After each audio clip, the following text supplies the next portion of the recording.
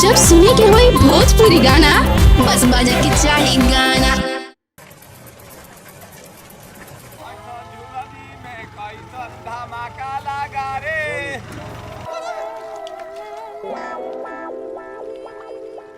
ए भैया है नसुरा।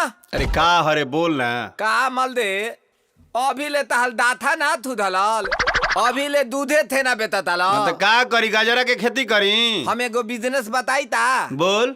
ऐथन बिजनेस बा कि कमा के तुलंते मला माल हो देब। अरे बताओ ना रे।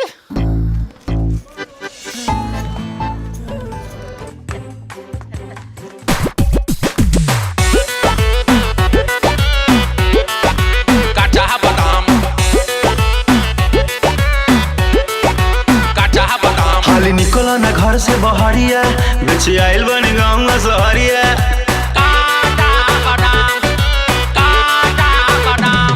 हाली निकला ना घर से बहरिया बेच आइल बन गाँव सहरिया।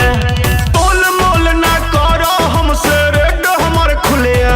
कैसे लगाए हो दाम? कच्चा बादाम ले लो कच्चा बादाम ले लो भौजी हमारा से कच्चा बादाम। कच्चा बादाम ले लो कच्चा बादाम ले लो दादी हमारा से कच्चा बादाम। कच्चा बादाम ले लो कच्चा बादाम। आमा कच्चा नहीं गो बुबू भाजा बादाम।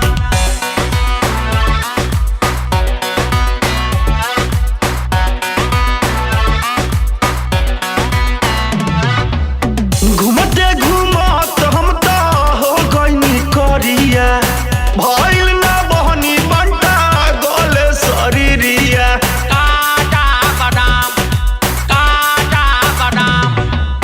घूमते घूमत हम तो हो गइनी करिया भइल ना बहनी बंटा गोले शरीरिया।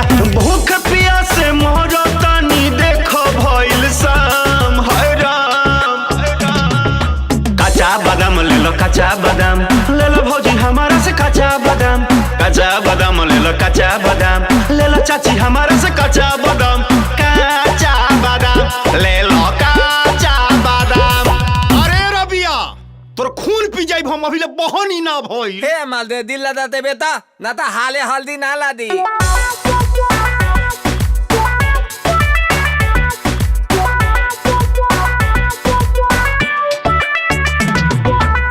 हे बार हम बाबा कहिया होई हमर शादी।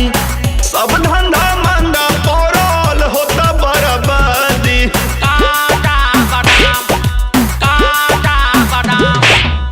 सुघर सा घर बाड़ा तू घन श्याम हो मन करे किन ले सौसे बादाम हो। देख गहना मान ले तो हमर कहना दे देती गहना। मान ले तो हमर कहना दे देती गहना। एको अगुआ आवत नइखन दुआरा लेके नाम हे राम।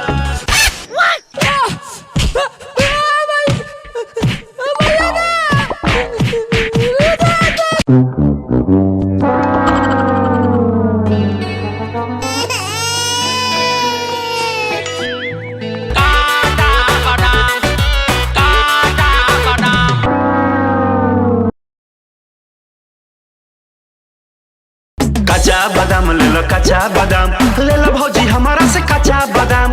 कच्चा बादाम ले लो कच्चा बादाम ले लो दादी हमारा